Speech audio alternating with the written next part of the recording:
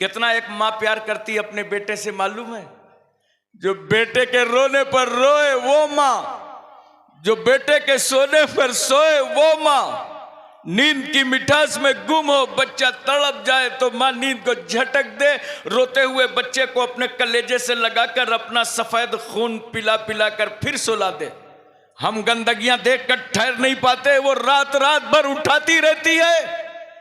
जिसने गीले बिस्तर से उठाया वो माँ, जिसने झूले पे झुलाया वो माँ, जिसने उंगली पकड़ करके सहने चमन में चलाया वो माँ, अगर तुम फिसल करके गिर गए तो तेल लेकर के तेरे आज़ा में मालिश करके जिसने आज़ा को कुव्वत बख्शा वो माँ, जिसने 9 महीने तक तुझे अपने पेट में रखा वो माँ, जिसने 2 साल तक अपनी छाती का थोड़ा मुंहा करो। मरने के नाम पे कोई बोलता ही नहीं, चाहे जितना कब्र में पैर लटकाए हो।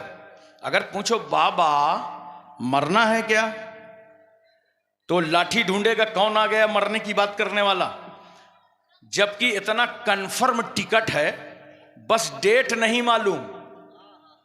बोलो मरना है ना?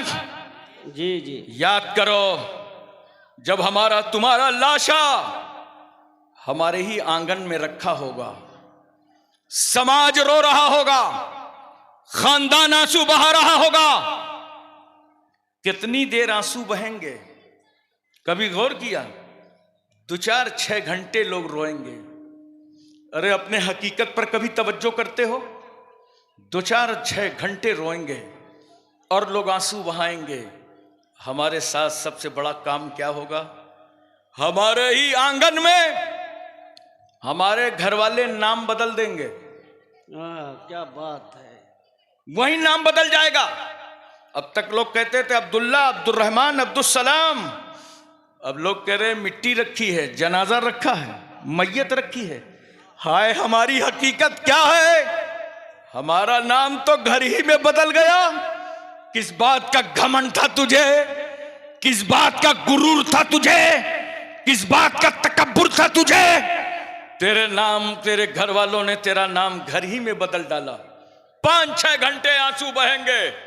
लोग कहेंगे नहलाने का इंतजाम करो। जानते हो जब नहलाया जाएगा, हाथ की ये अंगूठी उतार ली जाएगी। पैदा हुए दुनिया में तो बरहना, वापस जाओगे ना तो कफन में जेब नहीं होती। क्या बात है। कुछ लेके जाओगे? कुछ नहीं। सिकंदर बादशाह ने मरते मरते कहा था, जब मेरा जनाजा चले तो दोनों हाथ जनाजे से बाहर निकाल देना। एक बात सिकंदर बादशाह ने और कही थी, कहा जो डॉक्टर मेरा इलाज कर रहे थे हुक्मा, उनसे कहना कि डॉक्टर का लिबास पहनकर ये सब मेरे जनाजे के आगे चलें। लोगों ने पूछा बादशाह ये इलाज करने वाले आपके जनाजे के आगे चलें, आपका हाथ जनाजे से बाहर हो? कहां? जब मेरा जनाजा चले, मेरा इलाज करने वाले मुझसे भी आगे चलें, दुनिया समझ जाए ये वो लोग चल रहे हैं डॉक्टर थे, बादशाह को बचा न सके। क्या बात है। और मेरे खाली हाथ देखकर दुनिया समझ जाए इतना बड़ा बादशाह खाली हाथ जा रहा है। तवज्जो करो जरा सा, नहलाने का इंतजाम होगा। चारपाई कहां से आएगी? जी चारपाई पे नहलाने के बाद रखे जाओगे, कहां से आएगी? मस्जिद से। अरे बोलते क्यों नहीं? कहां से? मस्जिद से। मस्जिद से। चंदे वाली चारपाई में लिटाए जाओगे। ये बेचारा जो मौलवी मस्जिद का इमाम चिल्ला चिल्ला के चीख चीख करके 2 रुपए 3 रुपए तुमसे मांगता है कि चारपाई खरीदना है, बड़ा गुरूर और घमंड दिखाते हो। आज तक मैंने दुनिया में किसी रईस को नहीं देखा कि जिसने अपना जनाजा, अपना ताबूत खुद से बनवा दिया हो। उसी चंदे वाली चारपाई में रखे जाओगे। का नहलाने का इंतजाम करो, कपड़े उतारो। कपड़े कुछ टाइट थे, एक साहब खड़े थे, कहा ठहरो, उतारना मत वरना मुर्दे को झटका लग जाएगा। कैंची ले लो और काट दो। क्या बात। तवज्जो चाहता हूं मैं आपकी। इरशाद इरशाद। कैंची ले लो, काट दो, उतारना मत, झटका लग जाएगा। मुसलमानों, बताओ पूरी दुनिया को कि इस्लाम तेरे कानून को लाखों सलाम।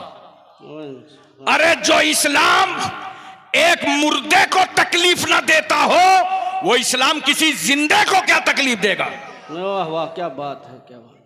नहला करके तुम उसी चारपाई पे लिटा दिए जाओगे। खानदान जमा है, बुजुर्ग को बुलाया जाएगा, उठा लो जनाजा, उठ जाएगा। हाय दुनिया छूट गई। आज नेकियां फ्री बट रही हैं, देख रहे हो जलसे में नेकी फ्री बट रही है। और क्या हो गया मुसलमानों, हमें और तुम्हें, कि हम गुनाह पैसे से खरीद रहे हैं और नेकियां फ्री बट रही हैं। जनाजा उठा लेंगे मोहल्ले के लोग, मां दरवाजे तक जाएगी और उसके बाद कहेगी मोहल्ले वालों जाओ, खुदा हाफिज, मैं अपने बेटे का साथ नहीं दे सकती। कहा मां को इतना प्यार था बेटे से, उसने घर ही में साथ छोड़ दिया। इतनी मोहब्बत थी बेटे से, घर से बाहर भी निकल ना सकी। कितना एक मां प्यार करती अपने बेटे से मालूम है। जो बेटे के रोने पर रोए वो मां, जो बेटे के सोने पर सोए वो मां, नींद की मिठास में गुम हो बच्चा तड़प जाए तो मां नींद को झटक दे, रोते हुए बच्चे को अपने कलेजे से लगाकर अपना सफेद खून पिला पिला कर फिर सुला दे। हम गंदगियां देखकर ठहर नहीं पाते, वो रात रात भर उठाती रहती है। जिसने गीले बिस्तर से उठाया वो मां, जिसने झूले पे झुलाया वो मां, जिसने उंगली पकड़ करके सहने चमन में चलाया वो मां। अगर तुम फिसल करके गिर गए तो तेल लेकर के तेरे आज़ा में मालिश करके जिसने आज़ा को कुव्वत बख्शा वो मां, जिसने 9 महीने तक तुझे अपने पेट में रखा वो मां, जिसने 2 साल तक अपनी छाती का दूध पिलाया वो मां। इतना प्यार करने वाली मां ने तो घर ही में साथ छोड़ दिया, घर ही में रह गई। जनाजा लाया गया कब्रिस्तान में, कहा उतारो। एक साहब की नजर पड़ी, कहा ठहरो, कब्र में कुछ मिट्टी है, इसे निकाल लेने दो। मैंने कहा भाई अब तो ये मिट्टी ही में मिलने जा रहा है, अब क्या प्रॉब्लम है। कहा हजरत मिट्टी में कुछ कंकरियां हैं, कहीं मुर्दे के जिस्म में चुभ न जाए, निकाल दो बाहर। उसके बाद तख्ते लगाए गए, बनगे लगाए गए, खानदान के बुजुर्गों को बुलाया गया, कहा मिट्टी दो, कब्र तैयार कर दी गई। अब मैं आपसे पूछना चाहता हूं, मरने के बाद आपने किया क्या। एक छोटा सा मकान कब्रिस्तान में बना दिया, उसको जलाया नहीं, तवज्जो चाहता हूं आपकी, उसको जलाया नहीं। वो तो मोमिन जगह बदलता रहता है, मकान बदलता रहता है। इसीलिए मैं कहता हूं मोमिन बन जाओ मुसलमानों। हम सब कहां थे आलमे अरवाह में, अल्लाह ने कहा दुनिया बदलो, मां के पेट में चले आए। जब तक चाहा मां के पेट में रखा, फिर अल्लाह ने कहा दुनिया बदलो, दुनिया में चले आए। जब तक चाहा दुनिया में रखा, अल्लाह ने कहा दुनिया बदलो, कब्र में चले गए। फिर अल्लाह फरमाएगा दुनिया बदलो, मैदान हश्र में चले जाएंगे, वहां हिसाब किताब होगा। अल्लाह फरमाएगा दुनिया बदलो, जन्नत चले जाएंगे। अरे मोमिन मरा कब, बोलो। मोमिन तो दुनिया बदलता रहा। मैं मोहब्बत से पूछना चाहता हूं, छोटा सा मकान बना के तुमने तैयार कर दिया, उसको जलाया नहीं।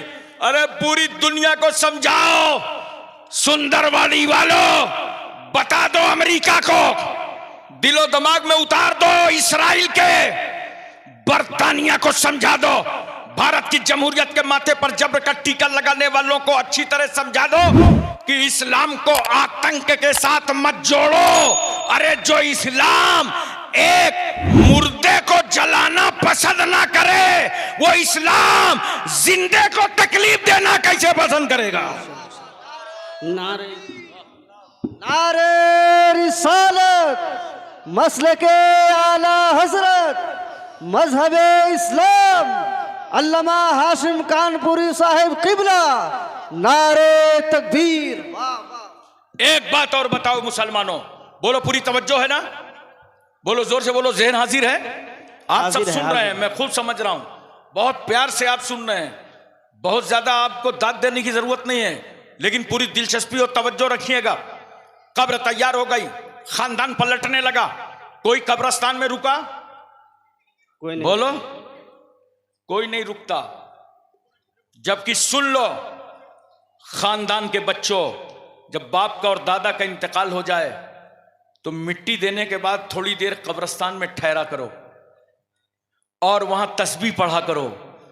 ये बड़ा मुश्किल का वक्त होता है, सवाल और जवाब का टाइम होता है। मुर्दा जब घर वालों को देखता है तो उसे तस्कीन महसूस होती। वहां रुको, पलट पड़े, कोई ना रुका। हाय बाप चला आया वापस। बाप के दिल में बेटे से इतना प्यार कि एक लम्हा जिस बेटे को अपनी नजरों से उझल होना बर्दाश्त न कर सके, वो बाप भी वापस आ गया, दादा भी वापस पलट गया। दोस्तों पर बड़ा नाज था, कोई दोस्त भी न ठहरा, रिश्तेदार भी न रुके, तुम्हें अकेला छोड़ दिया कब्र में। माँ ने तो गरी में साथ छोड़ दिया था, आज कब्रिस्तान में पूरा समाज छोड़ के चला गया और कब्र के अंदर से आवाज आ रही है, आना बैतो जुल्मत, मैं तारीकी का घर हूं, मैं अंधेरा घर हूं, मैं काली कोठरी हूं। नोट करो वो कब्र की काली कोठरी, जिस अंधेरे घर में मां बाप नजर ना आए, वहां भी रहमतुल्लिल आलमीन नजर आए, सुभान अल्लाह, वहां भी मुस्तफा जाने रहमत नजर आए, वाह, वहां भी अल्लाह का पैगंबर नजर आया, वहां भी अल्लाह का हबीब नजर आया। बेशक। इसलिए दोस्तों और बुजुर्गों, अपने नबी से मोहब्बत करो। बोलो, आका सल्लल्लाहु अलैहि वसल्लम ने सबके हुकूक अता फरमाए, हर एक का हक अता फरमाया। देखो सरकार सल्लल्लाहु अलैहि वसल्लम ने 11 शादियां फरमाई हैं, उलमा की खास तवज्जो चाहता हूं।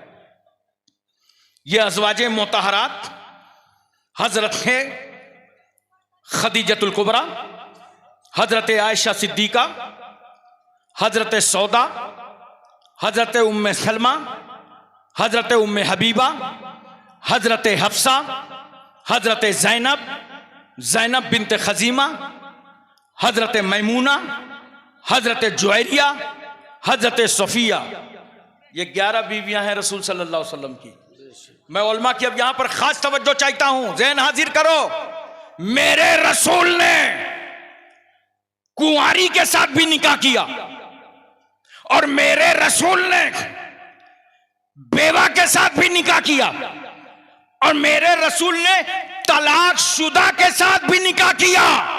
कुंवारी से रसूल ने इसलिए निकाह किया ताकि मेरी उम्मत में, बेवा से इसलिए निकाह किया कि मेरी उम्मत में शौहर के मर जाने के बाद कोई बेवा महरूम जिंदगी ना होने पाए और मेरा उम्मती उस बेवा से निकाह करके फख्र महसूस करे कि सुन्नते रसूल अदा हो गई है। वाह वाह वाह वाह, सुभान अल्लाह, सुभान अल्लाह, हक हक। तलाकशुदा औरतें कितनी पड़ी रह जाती, मेरे रसूल सल्लल्लाहु अलैहि वसल्लम ने तलाकशुदा औरत से निकाह कर लिया ताकि मेरी उम्मत के लिए तलाकशुदा औरतों से निकाह करना सुन्नत मुस्तफा बन जाए। रसूल सल्लल्लाहु अलैहि वसल्लम ने कुंवारी आयशा सिद्दीका से निकाह फरमाया ताकि कुंवारी बेटियों से निकाह करना मेरी उम्मत के लिए सुन्नत बन जाए।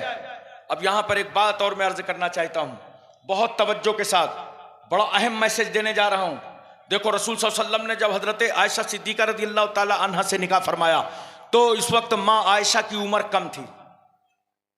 यही बातें हैं जो आप उलमा से नहीं सुनते, बाजारों में कोई आपसे पूछता है तो आप जवाब नहीं दे पाते। उस वक्त उम्र कम थी हजरत आयशा सिद्दीका की, मगर नोट कर लो, जब रुखसती हुई है तो निकाह तो उम्र मुकम्मल थी, रुखसती के वक्त उम्र मुकम्मल थी। अब सवाल यह है कि नबी करीम सल्लल्लाहु अलैहि वसल्लम ने कम उम्र में निकाह क्यों किया और जो उम्र पक्की हो गई तो रुखसत करा लिया। तवज्जो कीजिएगा जरा सा, रसूलुल्लाह ने ये एक मैसेज दिया है उम्मत को, ए मेरे उम्मतियों, जब तुम्हारी बेटियां शादी के लायक हो जाएं तो उनके निकाह में ताखीर मत करो, टाइम पर उनका निकाह कर दिया करो। आज क्या हो रहा है, सोशल मीडिया का जमाना है, हमारे नौजवानों से पूछो क्या हो रहा है। कितनी खबरें आ रही हैं, मुसलमान बेटियों को बेवकूफ बनाया जा रहा है और ये गैर मुस्लिम उन्हें फुसला रहे हैं, उन्हें फोड़ रहे हैं, अपने जाल में फंसा रहे हैं और साल साल 2-2 साल अपने पास रखने के बाद उन्हें बेयारो मददगार छोड़ देते हैं। न खुदा ही मिला न विसाले सनम। नोट करो, जहां इसमें इन बेटियों का कसूर है वहीं उनके माँ बाप का कसूर है।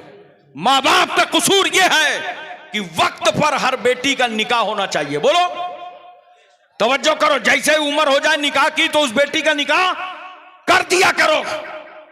और ये मोबाइल बेला जरूरत मत दो, बेला जरूरत मत दिया करो मोबाइल। बड़े शौक से बच्चे को मोबाइल दे देते हो। आज क्या हो रहा है, हमें भी साल में 2-4 निकाह पढ़ाना पड़ता है मजबूरन। तो जब निकाह पढ़ाओ, एड्रेस लिखो तो पता चला कानपुर का रहने वाला, बारात इंदौर से आई है।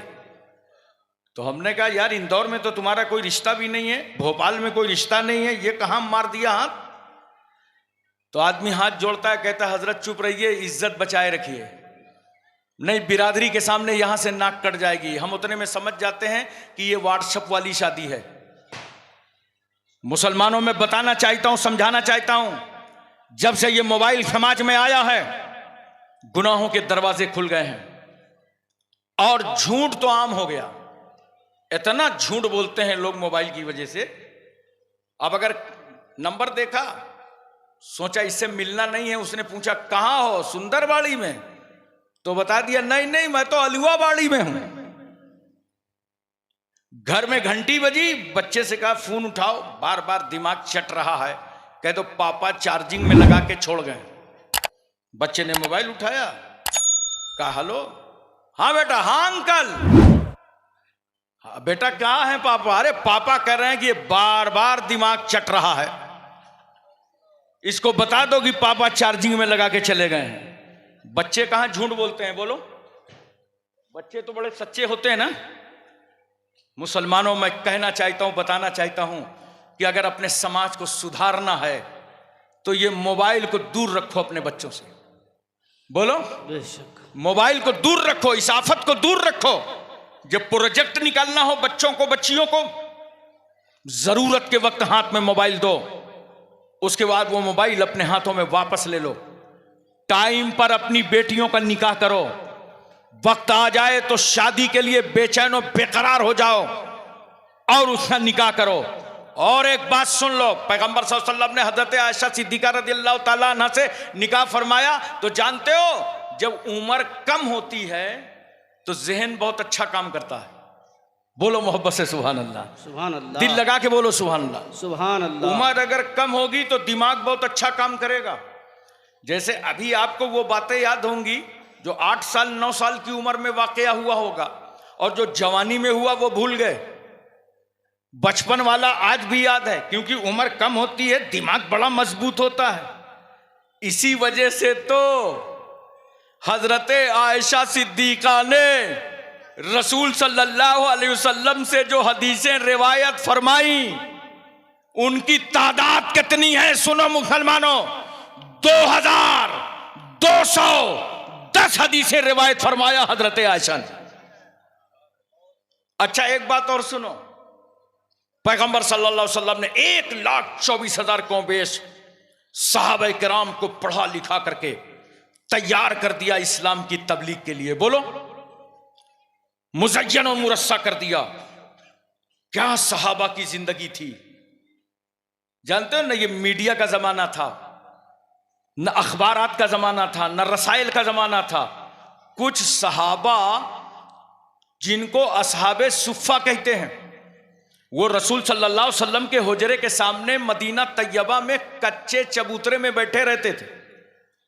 अब तो चबूतरा भी पक्का हो गया और वो इस इंतजार में रहते थे कि आज जो बात रसूल फरमाएंगे उसको हम सुनेंगे और सुन करके दूसरे लोगों तक पहुंचा देंगे। सुभान अल्लाह, सुभान अल्लाह। अब एक बात और सुनो, इन सहाबा के खाने का कोई इंतजाम नहीं था, मतलब कोई कारोबार नहीं था, कोई मशगला नहीं था इनके पास, कोई दुकानदारी नहीं थी, बल्कि इनके खाने का इंतजाम कहां से होता था? सुंदरवाड़ी और मटियावाड़ी वालों गौर से सुनना, सभी लोग सुन लो, बहुत काम आएगा सबके। ये सहाबा जो नबी की खिदमत में रहते थे, असहाबे सुफ़ा, जो हदीसें सुन सुन के दूसरों तक पहुंचाते थे, इनके पास खुद जाती मशगला, कारोबार, कोई तिजारत नहीं थी, बल्कि इनका काम था नबी से सुनना और उस हदीस को दूसरे तक पहुंचा देना। तो इनके खाने पीने का सिस्टम कैसे चलता था मालूम है? मदीने शरीफ के लोग इन्हें टिफिन लेकर के आते थे और खाना खिलाते थे। सुभान अल्लाह। सुभान अल्लाह। और कुछ अहले मदीना इनको अपने घर ले जाते थे और वहां इनकी दावतें करते थे, जिसको हम अहले मदरसा आज क्या बोलते हैं? जागीर लगा दो। बोलते हो ना, क्या बोलते हो? जागीर लगा दो। आप भी सोचते होंगे जागीर क्यों नाम रख दिया इसका? तालिब इल्म को खाना देना है, इमाम साहब को खाना देना है, और जागीर, एक तो लुग़वी माना है जागीर का मतलब यह कि जगह पकड़ना, एक जगह खाने की पकड़वा दो, और दूसरे ये जागीर समझते हो ना, आप बोलते नहीं हो किसी की जागीर थोड़ी है। तो क्या इस्लाम ने तुम्हारे माल पर इन गरीबों का हक रखा है कि तुम्हारी जागीर में इन मेहमान बच्चों की जागीर लगा दी गई? तवज्जो कीजिए, आज जो लोग मदरसे के बच्चों को खिलाते हैं, मस्जिदों के इमाम की खिदमत करते हैं, उलमा की खिदमत करते हैं, उनके खाने का इंतजाम करते हैं, तो याद रखना ये वही लोग हैं जो अहले मदीना की सुन्नतें अदा करते हैं। वाह वाह वाह। आता हूं। जुड़ते रहो ऐसे ही मदरसे से। मैंने पूरी जिंदगी में देख लिया है, उन गरीब आबादियों को देखा है जहां बड़ी गरीबी थी। गौर से सुनिएगा, बड़ी गरीबी थी, एक दो वक्त का खाना मयसर नहीं, मजदूरी करते थे लोग। मगर जब उन महल्लों में कोई मदरसा कायम हो गया, मदरसा कायम हो गया और मेहमाने रसूल आने लगे, कुरान पढ़ाया जाने लगा, तो अल्हम्दुलिल्लाह उन घरों में अल्लाह ने रिस्क को कुशादा फरमा दिया। वाह, सुभान अल्लाह, सुभान अल्लाह। अमीरी आ गई, लोगों की ठाट बाट की जिंदगियां गुजरने लगी। हजरात, तो मैं अर्ज ये कर रहा था कि देखो, सरकार ने सहाबा की टीम तैयार की। अब कुछ मसाइल ऐसे होते हैं जो औरतों के होते हैं, ये उलमाए किराम जानते हैं। जैसे आप कोई भी किताब पढ़ाइए फ़िक़्ह की, नूरुल इज़ा ले लीजिए, कुदूरी ले लीजिए, शरवक़ाया ले लीजिए, हिदाया ले लीजिए, सब में एक बाब होता है तहारत का, और उस तहारत के अंदर एक बयान होता है, गौर से सुनिएगा, जो औरतों की पाकी नापाकी को बताता है। बाबुल हैज है, बाबुल निफास है, औरत कब नापाक होगी, कब पाक होगी, पूरे वाक़यात बयान किए जाते हैं, और वो चीज़, वो मसाइल कुरान और हदीस की रोशनी में बयान होते हैं। मगर जब हमारे उस्ताद गिरामी ने हमें ये बहस पढ़ाई तो हमने निगाह नीची कर ली, वो तर्जुमा करते जा रहे हैं, हम भी समझ रहे हैं, वो भी समझ रहे हैं, आगे बढ़ गए। हमने जब अपने बच्चों को पढ़ाया, शागिर्दों को, तो हमने भी निगाह नीची कर ली, उन बच्चों ने भी निगाह नीची कर लिया, वो भी समझ रहे हैं, हम भी समझ रहे हैं, आगे बढ़ गए। क्योंकि बहसें ऐसी होती हैं कि उसमें आंख आंख से मिला करके उस्ताद शागिर्द से बातें नहीं करता। तो कुछ मसाइल ऐसे थे कि इन औरतों को कौन समझाता, औरतों तक ये पैगाम कैसे पहुंचता। अज़वाजे मुतहरात को देखो, हजरत सूदा ने 5 हदीसें रिवायत फरमाई, हजरत आयशा सिद्दीका ने 2210 हदीसें रिवायत फरमाई, हजरत हफ्सा ने 60 हदीसें रिवायत फरमाई, हजरत उम्मे सलमा ने 378 हदीसें रिवायत फरमाई, और हजरत जैनब ने 11 हदीसें रिवायत फरमाई, हजरत मैमूना ने 76 हदीसें रिवायत फरमाई, हजरत जुवैरिया ने 7 हदीसें रिवायत।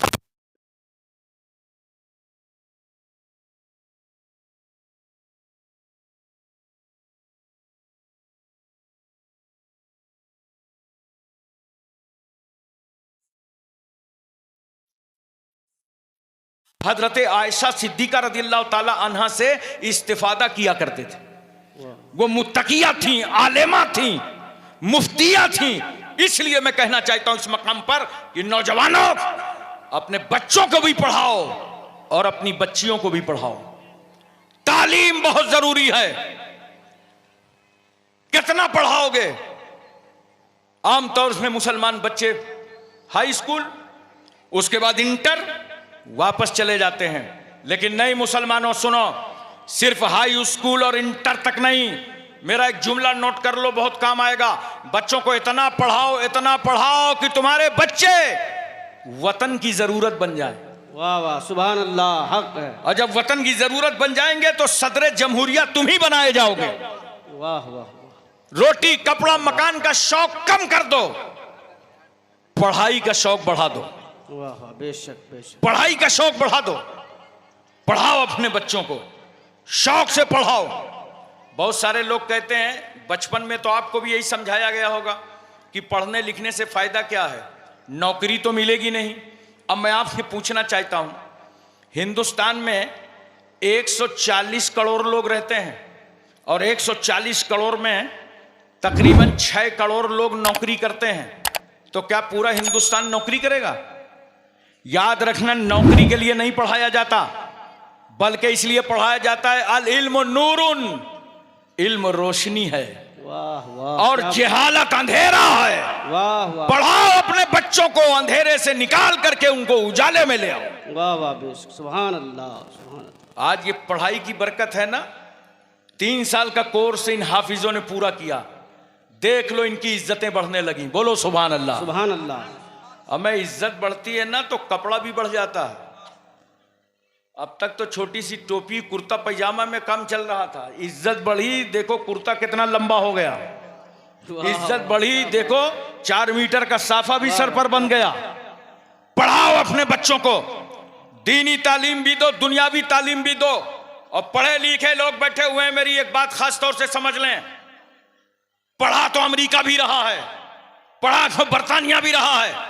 इस्राइल पढ़ा रहा है तो ये जालिम क्यों हो गया, इस्राइल कातिल क्यों हो गया, ये फलस्तीनियों का खून क्यों चूस रहा है, वो निहत्तों को क्यों मार रहा है, उनका घर क्यों उजाड़ रहा है?